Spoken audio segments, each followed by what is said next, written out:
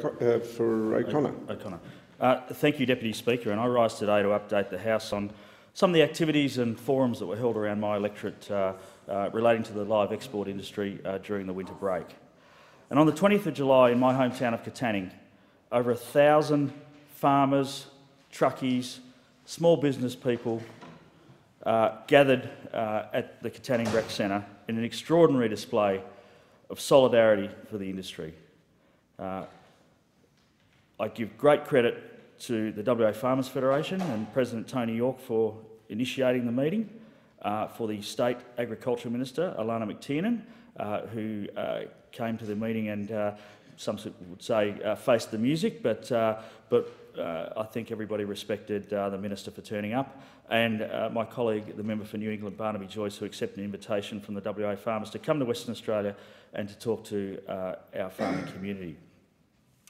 It was a great opportunity for me and the other politicians who are in the crowd to listen to those farmers and rural communities. And what I heard was that people feel overwhelmingly betrayed and let down by a system that they have no control over. And unfortunately, they bear the consequences. They feel the industry feels vilified by people that live in metropolitan areas who have very little contact and very little understanding of how our farming and rural industries work. Some people made magnificent contributions, and one of those was a young mum from Dumbarton, Chloe McDougall. She was there with a pram with her new baby, and she was very concerned about her family's future, and she called on the West Australian Minister for Agriculture to decide whether she represented farmers or whether she represented the animal liberationists.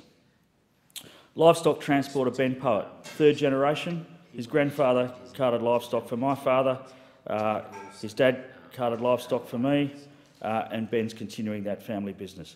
He said that in the last month his truck had only moved for 8 days, and that's not enough to meet the payments on his truck, and that's, they're the people that are really feeling the pinch. Local furniture retailer Alan McFarlane said, you know, when the rural community isn't making money, the tap just turns off immediately in his business. So we heard those stories at Katanning, and that kicked off a series of meetings which I held around the electorate. Coffee catch-up in Coolin, where at one day's notice over 30 people turned up, thanks to Sid Turner for organising that day. And once again, people very concerned about the future of their industry. And that evening, Shire President of Brookton, Katrina Crute, managed at 2 days' notice to muster 160 people for a live export Q&A at the Brookton Country Club. And once again, I thank Stephen Keatley, local livestock agent, and Katrina for putting that meeting together. And the message we heard was loud and clear. Once again, people are angry that the system's let them down. This live export industry is an important pillar of their businesses, and they're very unhappy that we've been put in this situation. A week later, down in Esperance, Tom Brown held a sundowner in his shearing shed. Once again, it was truck drivers, it was livestock agents, it was small business people who are feeling the pinch early.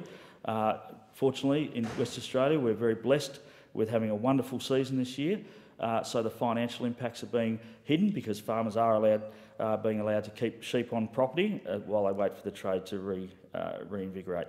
Barry Hutchison and Jeff Irvine were other people that helped put that meeting together.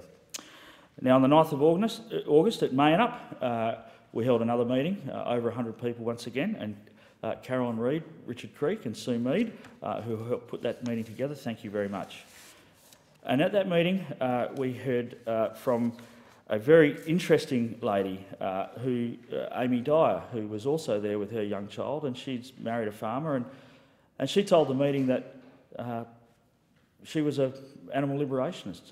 She was a vegetarian. At certain stages in her life she'd been a vegan. But since marrying a farmer and understanding how our industry works and the safeguards that we put in place here in country, in Australia, but also how the SCAS system sets the standard for the world, she had completely changed her view. And she's working very hard with some of her old contacts in the animal liberation movement to convince them that this trade does have a future. It does set the standard for the rest of the world to abide by.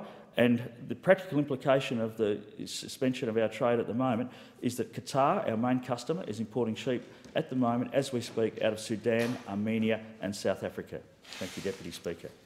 The question